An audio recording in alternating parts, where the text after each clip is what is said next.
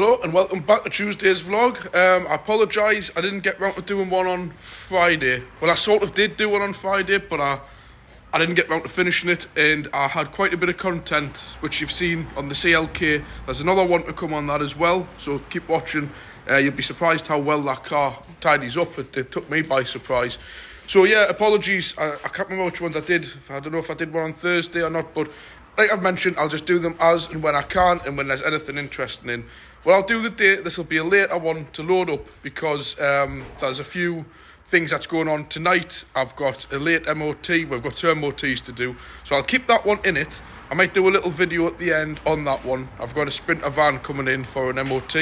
I just want to go through a few differences. Obviously, it's a Class 7. I want to explain to you what Class 7 is and all the rest of it. I'll go around and just briefly show you on that, but I'll show you what's in for now.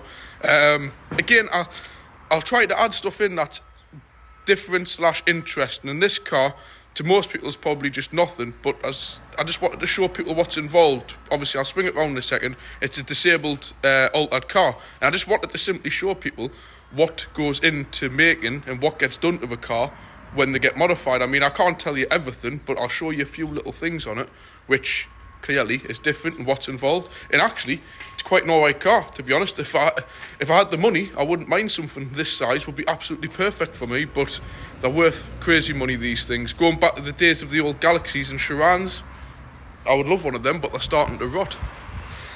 So yeah, I'll just swing it round. We've got this in. Obviously, it's in for MOT. Front brake pads in a service, which we've got the whole whack for it over here. But we've just looked through the service book from Volkswagen, and it's already... I'm just sending them back. I had the fuel filter ready and the air filter, but it doesn't need that. So I'll show you underneath, and then I'll show you after this video up at the top. So obviously the brake pads, I'm going to crack on and do them. They've got them, they're here somewhere. That's the Padgett ones. They'll be going in. Yeah, so I've just had a delivery there. Just had this stuff brought in. Rad Seal. If you ever got a radiator leak, use this as I drop it. Don't ever use that stuff where you've got it's got like all sorts of grit and sand and copper in it. Never use this stuff when you open it. It's just like pure liquid. It just looks like blue antifreeze basically, so it doesn't do any harm to the system. The reason why I've gotten this for my Jeep, there is no leak on it, but somebody on the forum says be careful with the heater matrix on them. If they start to go, you've got to take the whole dash out, this, and this. So I'm just going to stick one of these in. It tells you on the description, you don't need to put them in just because you have a leak. You put them in to prevent any leaks. So for the sake of a £5, I'm just going to bang it in. There's definitely no leaks, but it just means if it ever starts to get a little hairline, we split or crack or however they start to go, this it'll probably prevent it from going. It's not going to make it permanent, but it's just a little preventative to add in, and I do trust this stuff. I wouldn't recommend any other radiator sealer than this. It's got like a glitter in it as well, and a UV dye, so if you ever do get a leak, you shine a UV torch around and you'll be able to actually see. So yeah, got that, but that's for a different day. I have got a whole load of stuff. I've decided I'm keeping the Jeep, so just for the update I did on the weekend, I'll do a video when I get time. When everything's ordered, I've got a whole load of parts coming, and I'll show you what's getting done. So I'll probably be making a good few episodes on that in the coming weeks. So, on to what we're doing now. Like I said, front pads, oil and filter. I just want to show you under here on these. Little bit of a leak around the gearbox, but it's pretty much a new car, this. I think it's only got 40,000, just clicked 40,000 mile. I just want to show you up here. You've got your little diesel heater, or Basto heater up here. They're a great option to have them. You can set timers on them so your engine and the inside of your car's nice and warm in the mornings before you get to it. The old Galaxies and Chirans used to have that on. Very, very good idea. I just want to show you underneath about the disability conversion, what gets done. They chop all the floor out at the back. It's quite an in-depth job. Obviously, all the back of the floor's been chopped out. This has been added in. Obviously, that's the ramp up into the back. Then you've got all this kind of hinged area at the back. They've got to adapt the exhaust. I think they've gotten away with this one. They've obviously added new mounts, but normally they've got to get a whole new separate exhaust up here, which fit. You'll have seen them. They look like queer, like cylinder things that come out of the old school Galaxies. But with this conversion, they've managed to use the original Volkswagen exhaust on it and getting it just fitted in. Now, this system's hydraulic. there's a lot of work obviously gone into this. I mean, you know, you had to chop the whole back end of the car in half. So obviously they've got these areas here where they've been joined, but naturally with more modern cars you've got parking sensors, so they've had to incorporate that into it for this to drop down. Also, it's hydraulic. I must admit I've never even looked in this car anything, so when I show you in the back, clearly I'm not going to operate nothing because I haven't got a clue what I'm doing with it, but I will just open the boot and show you. But these are obviously hydraulic operated, so I have spotted a fault with this. As you can see, there's a leak on the hydraulic fluid here. It's nothing to do with the MOT, because it's not dropping on the floor or nothing like that, but it's definitely something I'm going to tell the customer to take it back to the converters. I assume there must be some kind of warranty. What is this, 16 plate? I don't know if they guarantee the disability conversion's different to the cars. Let's hope so. If not, these are very awkward to work on. If anybody asks you to do any work on the disability side of things on vehicles, you tend to find they're very awkward for parts, depending on how far they've been converted. Like, what you do on some of them, they've like put different springs on them, they change the shockers on some of the caddies and that, the chop where the suspension mounts go to, which I don't like the idea of that. But as you can see, all this stuff that they fit is never as good as the real car. You know, like at the back, yeah, it's fine on this 16 plate, but if you ever look at it, say like an older car, like a Berlingo or a Galaxy, that's had a disability conversion, and you think, oh well, it's actually handy for getting stuff in the back, even if you're not using it for disability reasons. Just be warned, be careful, because when they've chopped on at the chassis like this, when the cars are getting 10, 15, 20-year-old, you tend to find the back ends of them are very weak and very difficult to get hold of. Specialised springs, shockers, and all the other little bits that they do to do the conversion. So just a little word of warning, if you're going to buy a disability converted car or vehicle, it does get odd. I bought a Toyota Hiace, the van version, like the transit van size thing Toyota do, the uber reliable things. A vehicle I wish I'd never sold. That had been disability converted, and sure enough, all around the back end area where it had been adapted was getting very weak. But the van was getting on a bit, you know. Something else they did as well, this got new tyres. These Pirellis, but what the guy said was, again, probably part of the disability conversion, that had been filled with this stuff. I think it's also known as slime. It's like if you're into like cycling and stuff, you'll probably know about it. Like, you just fill the inside of the tyre area with this, well, slime basically. So if you get a puncture, it automatically seals the puncture. I've heard they're an absolute nightmare and tyre shops hate it. This is something I was looking at actually on the Caravan Club. Somebody had it put in their Caravan tyres. I've never seen it before, but it seems like a good idea. But at the same time, it says it causes all sorts of issues for wheel balancing. Obviously, when you come to take the tyres off, you can imagine in a tyre shop when you take it off and all this gunk's going everywhere. It's not really what the people want in that tyre shop. I don't think I would if I ran a tyre shop. But anyways, that's something that had done. And when you look at the back here, all this here is obviously, I believe, part of the conversion. It probably will be, because this doesn't look OE. So it's had all the floor chopped out here. There's all them hydraulic pipes, I think. No, they're fuel pipes. That's all obviously part of where the floor's been dropped, and they've added all these extra covers on. So, yeah, that's not original equipment either, that. So it's obviously had a shield going where the exhaust goes through. In fact, looking at this, that exhaust, I think, has been chopped and adapted. But that's not original, because that isn't original there. That's not original. So it's been adapted right on the floor to here. You can actually see the weld in the floor. So, you know, when you get one of these, you know, in the olden days, they get on about the cut and shut, so to speak. They've had some serious gutting being done to them, you know, like, so just bear that in mind. If you're going to spend, if you're buying it as a disabled vehicle, when clearly you need it, that's the whole point of buying it. But if you're buying a one, you know, thinking it's a good idea to do gardening work or whatever you want to put, like, use it as a van, just be careful, because there's a lot of, I haven't even realised myself, actually. There's been a lot of adaptation work going on. So, yeah. Just thought I'd show you that. Thought it'd be a bit different, bit interesting. I mean, do you know what I've just realised? I'm bloody stupid here. Do you know what this is? Do you actually know what this is? This is the fuel tank. That's right, because the fuel tank would have been here, in this area, and because of the adaptation, the original plastic tank has been binned, and it's got this thing. And if you look, that's what it is. It's actually can you see it up there? And that's it all welded. So yeah, they've actually, this is the fuel tank. So it's got a completely different tank. So yeah, I bet you that's not cheap to get that. And like I've said, if you decide to go, you know, off a curb or you hit something underneath on the road, look how low that's hanging down. You smash this tank in 10 years' time, you'll never be able to fit an original tank because the floor's been chopped and adapted. You'll be into a big lot of money. Yeah, so I just wanted to show you that. But that's, like I say, a full adapted tank. I don't know if it's bigger than the original or smaller. I do remember a Kangol that was like that. And the tank was tiny on it. The guy was saying, I think he was saying like it was like 25, 30 quid, and that's the tank full. So yeah, just like I've said, there's a lot of work goes into these things, hence they're expensive. But at the same time, if you're going to buy one, just remember, when they say an adapted vehicle, that's how bad of adaptation I'm meaning. I'm totally honest with you. This is a 7-seater.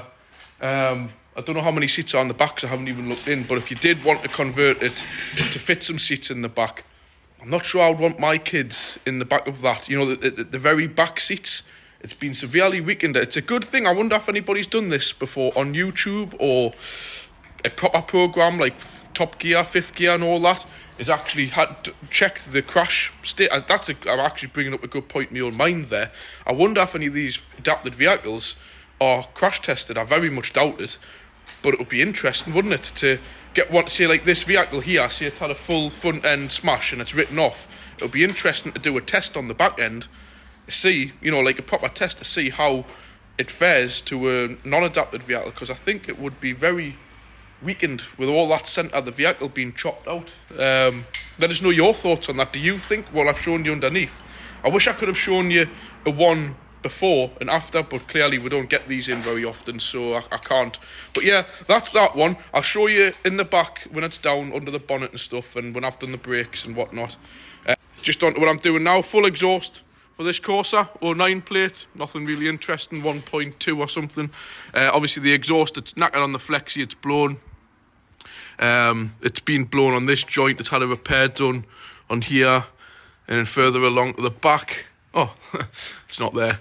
The back's gone. It's on the floor. So, as you can see, the full exhaust's gone. So, we'll be getting that fitted. So, probably we'll get this sorted. And when I join you later on, I'll show you that with the pads done in the back. I'll show you this, hopefully with the exhaust on its way to being on.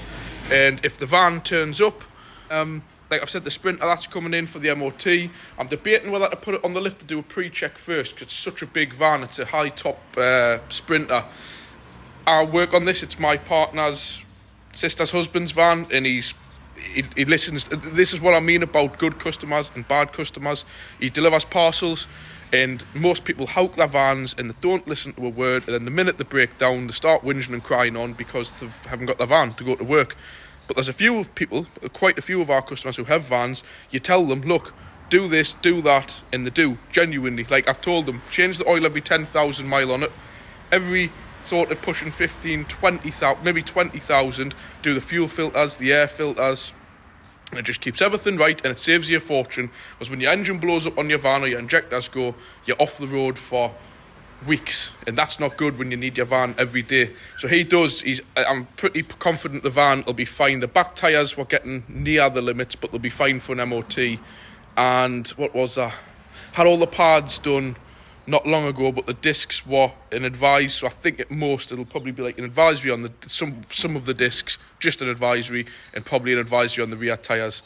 So I'll probably not bother doing a pre-check, because it's not coming in till like 2 o'clock, and I think my slot's 3 to do it. So, but when it's in, I'll walk around and I'll explain to you the difference between a Class 4, which I'm annoyed at because I've just had a phone call. You'll just heard the phone go there.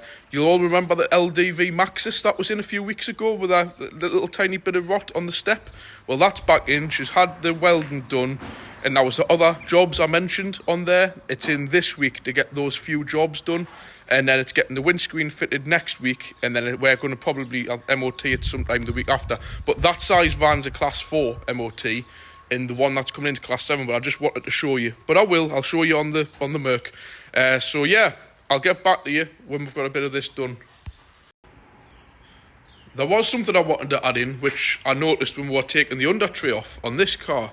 Obviously that's just the standard under tray, but there was this thing here, and it had security torques going into the with the rotted bits actually going into the subframe. I was thinking, I wonder what's the idea of this? And here it's covering. Well, what this will be is like a cat. Like it'll have the DPF up there somewhere. Let's have a look. Yeah, that's your DPF up there. But because this is like a big car and they need to keep the emissions down, that's a cat, and that right there is worth probably a lot of money. I know this is a diesel, but that is like a pre-cat, and I can tell you now that'll be damn expensive. So they fitted this. I mean, this is just cardboardy stuff, but it covers up to make it a bit difficult for them to nick. I mean, if they wanted to, they would just slice through it anyway. I don't know. I can't imagine it being a cover to cover it, because there's nothing really to cover there apart from this AGR pressure thing what they put on the exhaust. It's like a valve that increases the pressure to do regens on the. It's like a low pressure system EGR and a high pressure system EGR. It's all this new rubbish. Look, imagine the expense of that in your exhaust when it goes wrong.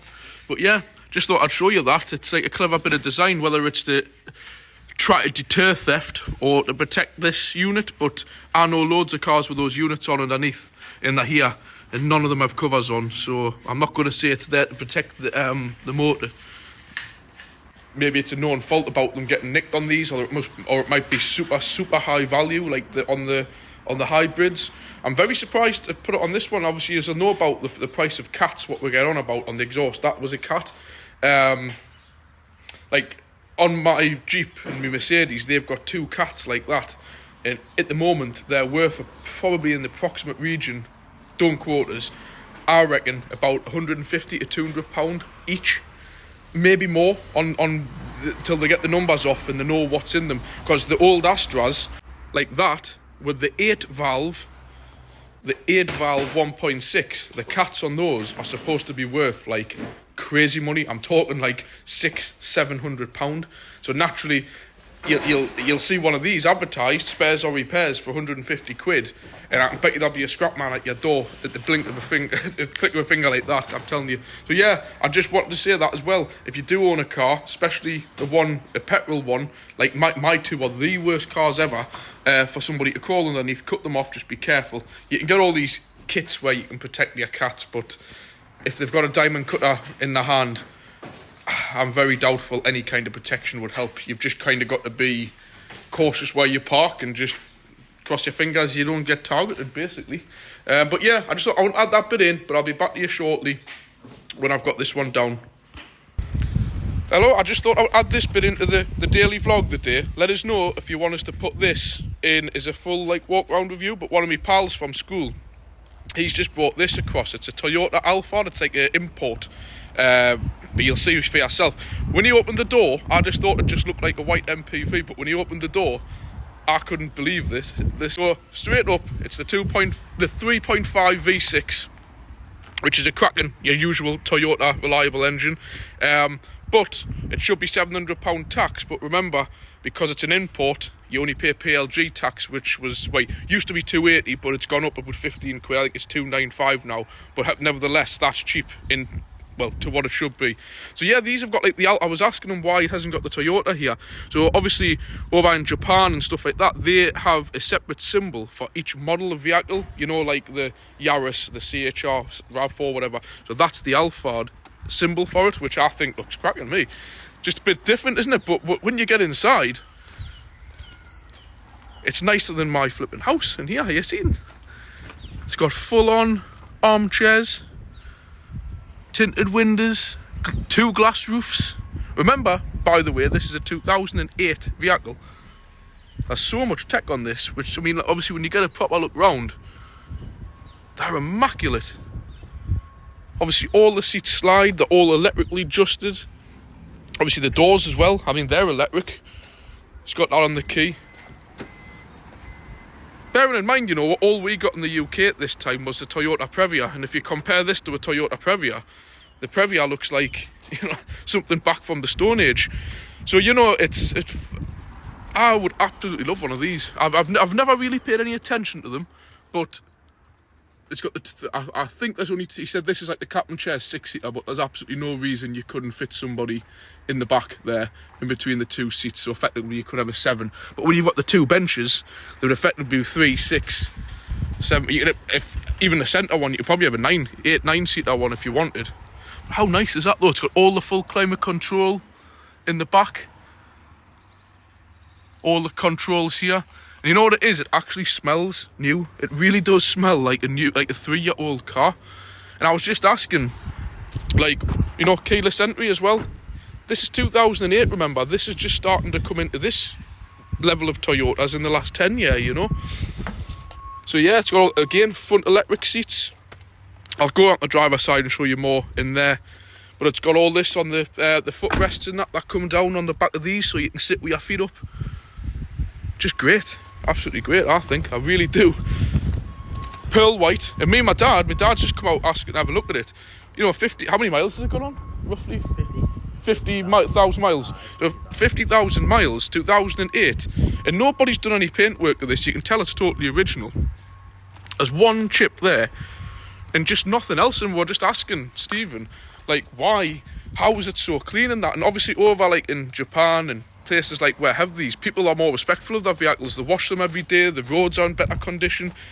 But I swear to God, this, you might not see on camera, and he obviously has bought it from like a sales place, but you can tell nobody's been doing any work on it. You know, I mean, look at the lip on this. One tiny chip there. You want to get that touched in? I'll get you some. There's one chip there, but look how that is like factory new. I did stick the camera, I'll try and stick the camera underneath, but it is in cracking condition. Somebody sprayed some underseal underneath, but you can see that's just as preventative. It's like brand new. So you're basically getting a new, more or less a new conditioned vehicle. Yeah, it's that's another thing he mentioned as well.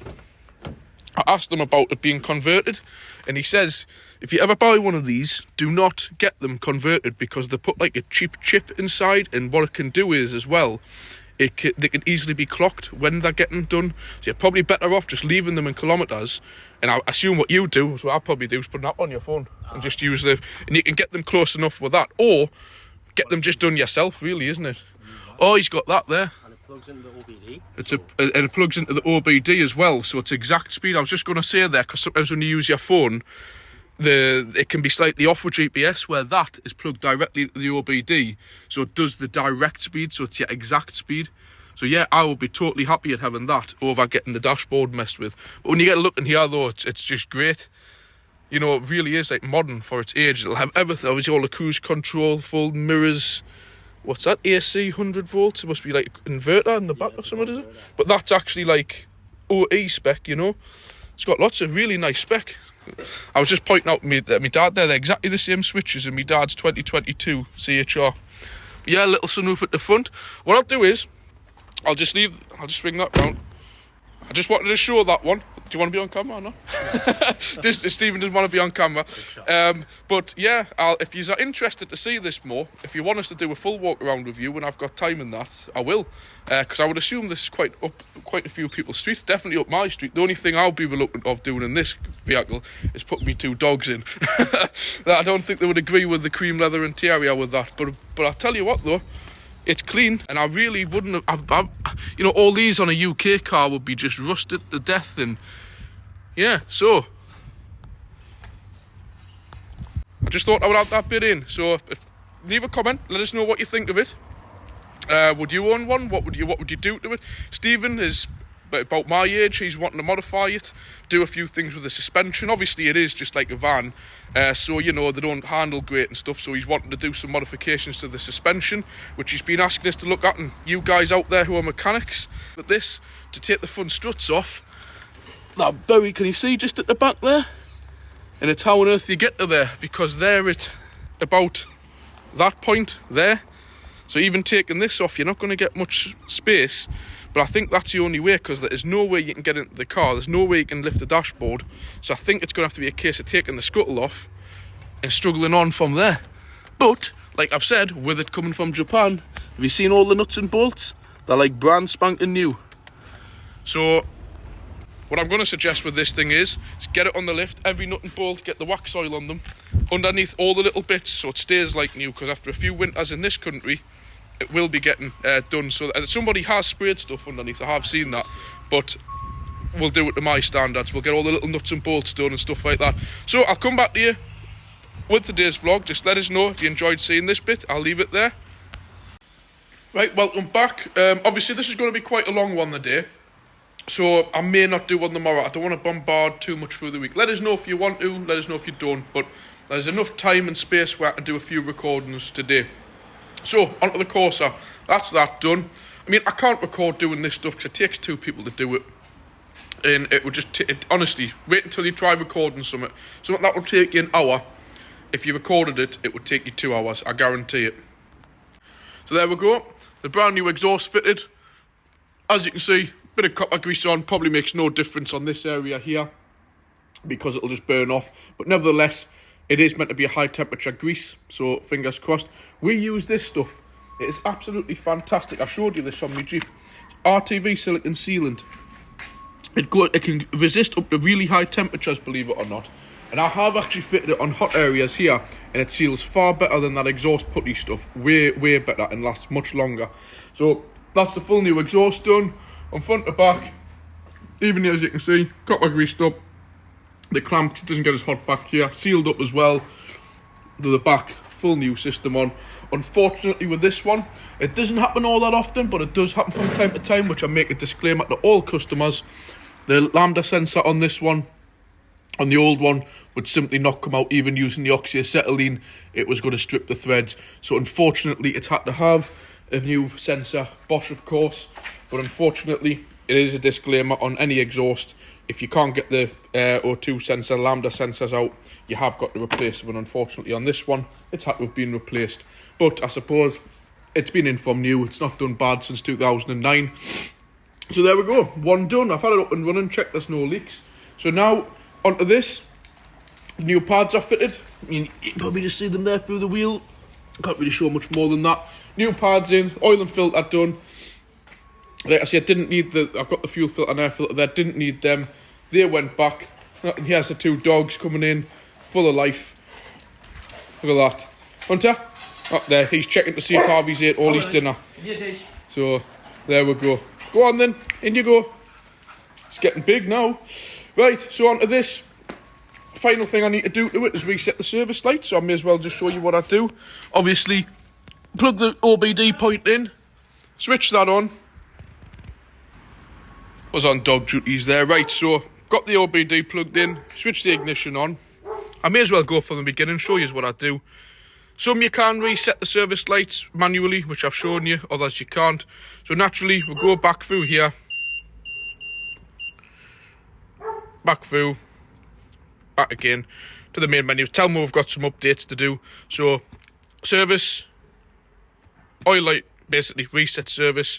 We'll just simply on this one go back to the history, Volkswagen, and you go in, it'll load up, and then it's just a case of, on these aren't too bad. The BMWs are a nightmare, which you've got to reset everything individually, but with these, you don't need to.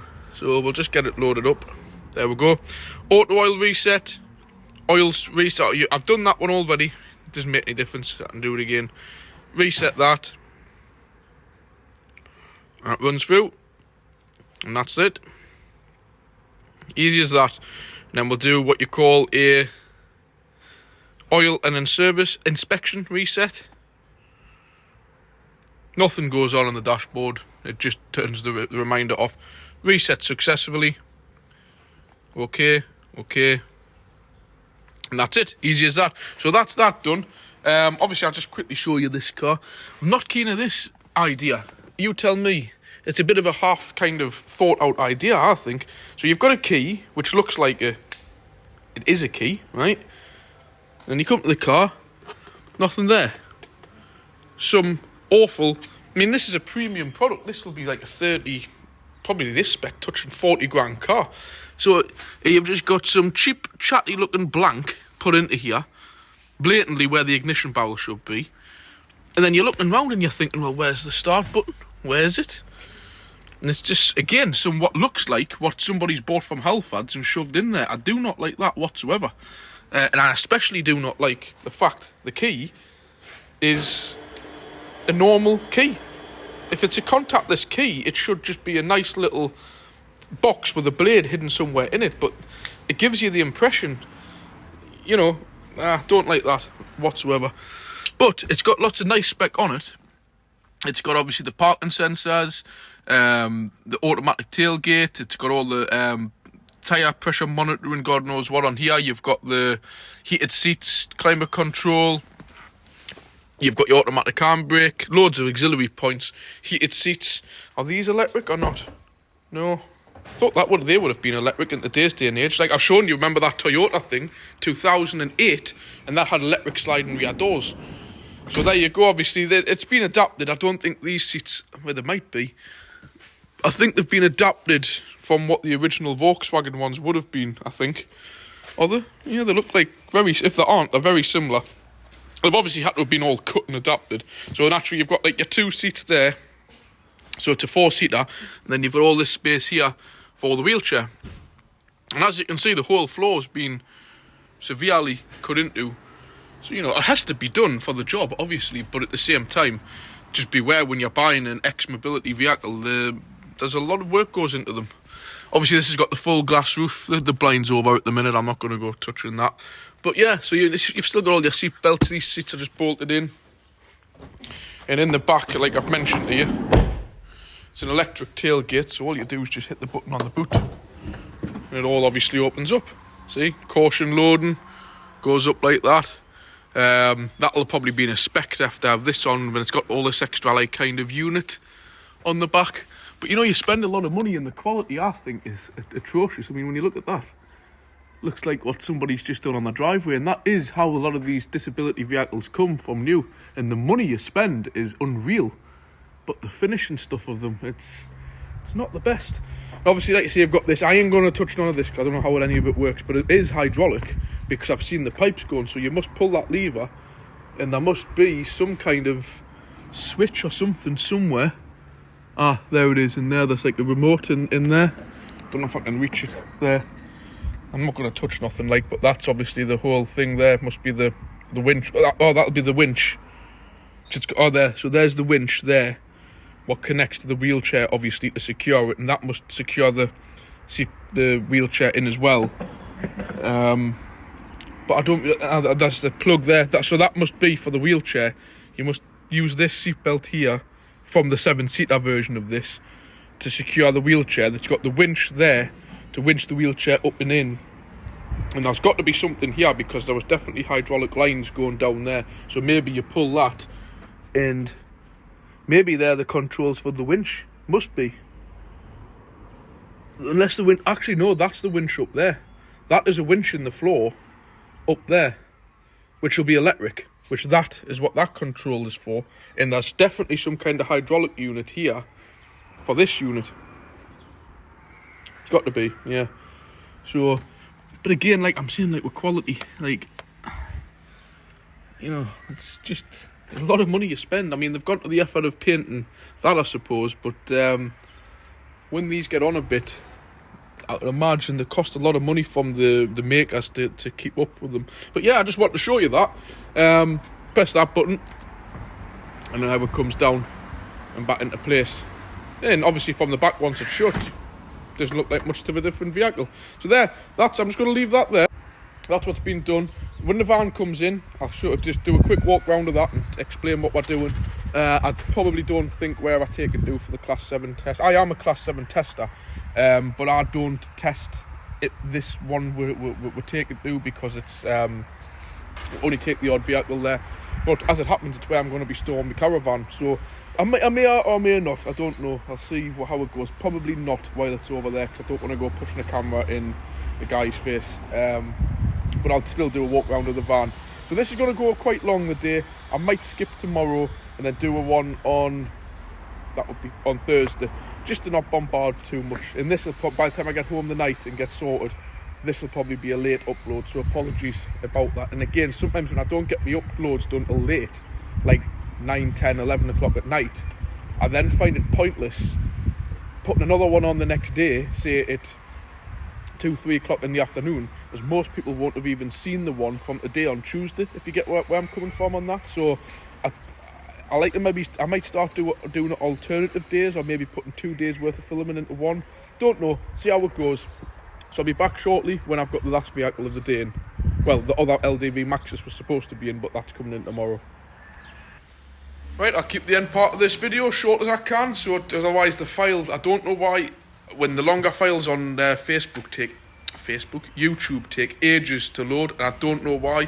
I'm having problems at the minute where unless I keep the app constantly open on my phone, it doesn't progress. So for example, if it's at 15%, if I leave my phone and my phone goes off, as it does after like 15 seconds, it goes into like standby mode, it doesn't continue. And it won't stop on the app continuously, so I have issues where literally you've got to keep it in your finger, and every 15 seconds just keep moving the screen. If you go off the app onto something else on your phone, it still doesn't do it. No idea why, but just so you know. But anyways, what we've got in now is this Sprinter. Like, I actually went to buy this van with, well, my partner's sister's husband, and he listens to everything I tell him. He knows absolutely nothing, not one thing about vehicles, but he just listens to what we tell him. Whatever it costs, he gets it done. It had I had to have all the new heater motor and that sorted in the winter, and I've also added a pollen filter, which wasn't standard spec for these, to keep all the muck and stuff out of the heater motor. I've just took a few leaves out of there. Like I said, this is MOT, so I've topped up the screen wash, which was empty, but there was a reason for that. Checked his oil, which is like new, because every 10,000 mile he gets an oil change, and usually on his second one he's hitting 20,000. We'll do the fuel filter and air filter. He can clock that up in less than a year. Generally gets serviced 2-3 times a year.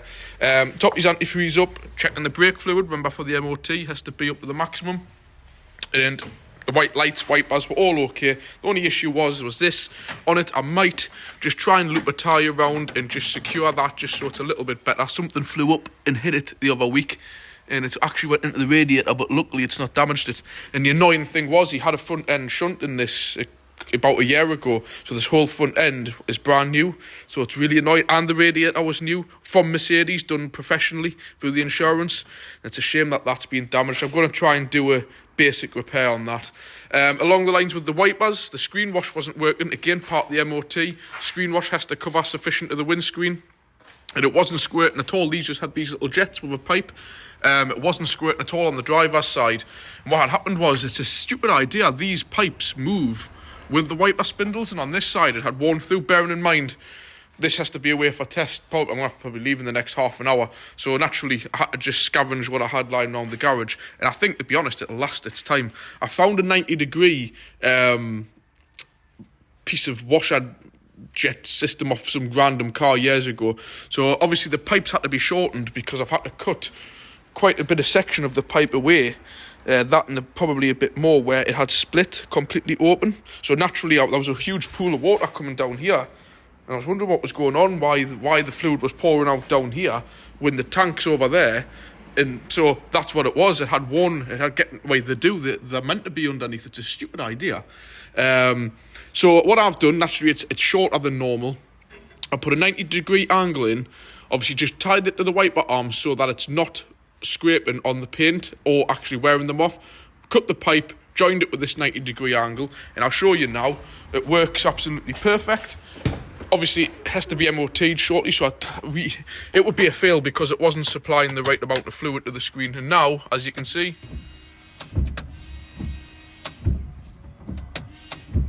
it leaves like a trail of water, as it should, all the way. On these, it actually goes up on the wiper arms. But now I'll leave it running, and you can see it's flexing nicely when the wiper moves. It's not rubbing on anything. It's barely even making contact with anything. I don't know how long it'll last, but when you look at it compared to the original one, that's rubbing and twisting. So at the end of the day, if it lasts long enough for the test, happy days. I don't really think we should have any problems with that. But it is what it is. It's just it's a temporary repair. But at the end of the day, the screen wash works. Happy days for the test. It's only got 87,000 on this one. I think it only had about 40,000 when we first bought it. So I've been on the tyres, the brakes. I think probably be an advisory on the brake discs. It's got all snow tyres on from the winter because these are useless in the snow, but parcels still need delivered in the winter. Front ones are like new, they weren't done long ago, but the back ones are getting quite near the limits, so they'll probably be an advisory. You maybe want some summer tyres on here in the next month. I'll ask him what he wants to do, because I think he said that the handbrake needs a bit of an adjustment on it. That's something we can maybe look into to do as a job to get him booked in. But yeah, and this rust scarp here, but I don't think I've got any more white paint lying about. I'll have to have a look and see if I've got some. So yeah, that's a Sprinter, medium wheelbase, high top. Fits on that lift, no bother. We've had it on plenty of times. Weight wise, makes no difference because they're not really as heavy as what they look. I'm not joking. I had the logbook for this alongside this was years ago when I first got my Mercedes ML. Have a guess, unladen, what's heavier, the ML or that? The Mercedes by honestly 100 kilos. This is 2.1 ton empty. The Mercedes is 2.2 ton empty. I couldn't believe it, and that's printed officially on the two logbooks. Naturally, this thing can have more stuff in it, but it can't tow as much as the Mercedes, so it makes you wonder. You get these vehicles when they're blowing up this big, the brakes on it are smaller than the ML, so you know it doesn't always work like that. But I want to show you again. MOT, you've got a class 4, which is obviously commercial vehicles.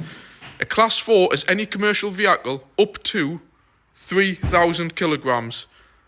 And then after 3,001 kilograms to 3,500 kilograms is this, which is your class 7, which is basically your large class 4.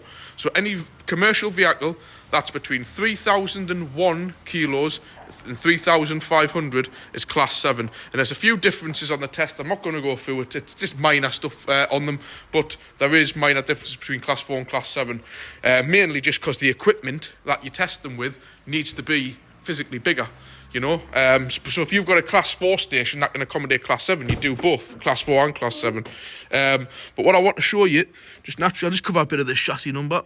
There's your VIN plate, and as you can see, this is 3,500. My Jeep Cherokee, the mass trail weight on that is actually 5,900. So just for that little Cherokee to this huge van, there's not a great deal of trail weight difference. But there you go, and there's your smoke reading, 0.4. They normally get accidentally scratched off, but the emissions on this is absolutely crystal clear. So yeah, 3,500 kilograms, so that makes this definitely, clearly, class 7. But sometimes when you're dealing with the little traffic vans, it gets very close to the mark. Some of them are like 3,005, and that just scrapes them into being a class 7 for the MOT. So yeah, that's it for today. I'm just going to leave that there. I've got a few little things I want to do to this. I've just done the tyre pressures, checked his oil, screen wash, blah-de-blah, and this one's ready to go. I'm not going to bother filming over at the MOT place. I don't feel it's right. At somebody else's garage, just randomly start filming. So yeah, I'll get back to you tomorrow's video. Sorry, tomorrow, like I say, I might join tomorrow, which is Wednesday, and Thursday into one. I don't know, but today's going to be obviously quite a long video. I hope it'll upload. I hope I can join them all together, because I normally get a headache trying to do that. So fingers crossed, everything goes to plan. I can get this uploaded, but it will be later on tonight. Please, I've even forgot what I've got in this video. Like I said, my mate Stephen turned up with that Toyota that's been imported. Some of the stuff he was telling us, because obviously he lived over in China. I think it was, I can't remember where. I went to school with him, he's my age, and then he's moved away for about 10 years, and he's just recently moved back. And I had a really interesting conversation with him about, obviously, just what we've been up to for the past 10 years. Obviously, last time we've seen each other, we were both in middle school / high school, and now there's the two. We've both got kids, a house. It's fantastic. He's moved local, actually. I'm not going to mention his full name or anything, because I haven't discussed if he wants to be on the channel or anything. But yeah, he's a good guy, and I'll probably have a catch up with him, have a couple of beers. It's nice when an old childhood friend kind of just turns up. I have been speaking to him since, but it's nice just to actually meet somebody, and his mum and dad run a local family business exactly the same way we do. So we have quite a lot in common, actually, especially he's quite enthusiastic about cars. He's just recently traded in his Lexus, or what do you call them, the RX something 300. I wish he had told me, because I might have been interested in buying it off him. But he traded it in to get that other car. Probably would have been a mint car for the channel, but too late now. He's sent it to one of these like we buy any car things. Yeah, one thing on a bit of a depressing note there. The old guy Joe, as we all know, his pitch has dropped down the back of the unit. But everybody who knows me, you'll know Joe. Sad little thing there. Just got an email through on my phone, because I always used to deal with these car insurance and stuff. Just got an email ping through saying your car insurance is due reminder. I think in a couple of days' time I need to check the exact days on the calendar, but that'll be his 1 year anniversary since he's passed. Still doesn't feel that he would always be sitting on there on that heater, sitting there now, probably at this time, what time is it? Yeah, having himself a snack, nip to the shop for a pie or something like that. He's a big miss. And just like now, I'm going to go out and test the van. My dad will be testing the Sharan thing. We're going to have to close the garage, aren't we? Losing customers, losing, passing trade, people wanting to pay. But since Joe's gone, it's just so hard. So yeah, it was a shame, because the Passat, if you look right on the very, very, very, very first videos of my channel, I had a Passat US 56 plate Sport with all the full leather interior, estate one, and in the last month, it must have only been weeks before he got the critical news he wasn't going to be with me for much longer. He had just agreed to buy that off us. He had it all set and ready, just got it insured. I think the furthest he got was a run to somewhere like Middlesbrough or Stockton or somewhere like that. And that was it. Within 2 weeks, he got the fatal news, basically, and then it all went tits up from there, basically. Poor bugger. He never got a good chance to drive that car, which used to be mine. Then when he passed, I took it on and sold it and passed the money on to his ex-wife.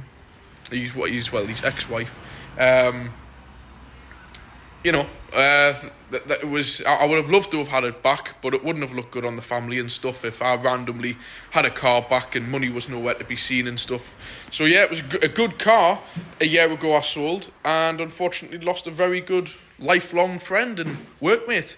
Grandad figure. So yeah, that's playing on my mind a bit at the moment. As well as even Euro Parts have been delivering filters and that, and one of the local drivers who've been delivering for God knows how long, he just last week on Friday passed away unexpectedly. So the bad news is starting to pile in. Let's keep positive. I need to buy a new project, don't I? Keep my mind off things. So yeah, anyways, thanks for watching. Sorry for babbling on, but please, if you've got anything you'd like to say, I know there's a lot of content on this video. Just please leave a comment on it, even separate comments, whatever. I apologise, I haven't had time to get back to a lot of yous on the recent CLK video. I will do that once I get this uploaded tonight. But I don't know if I already mentioned this, my partner's going out with our friends tonight. I've got the little in to sort, I need to get myself sorted, so I don't know how long it'll take us to get this done. But please, remember, hit the like. If you're on hitting the like, I can see there's sometimes only 14, 15 likes when the videos are getting up to 100 views within a few days. Please, if you enjoy watching it, hit the like button. And then I'll question myself, if you don't like it, why you're watching it. So yeah, thanks for watching. Like, comment. If you haven't already done so, subscribe, and I'll catch you on the next vlog, because I don't know when I'll have to be doing the next one. Bye.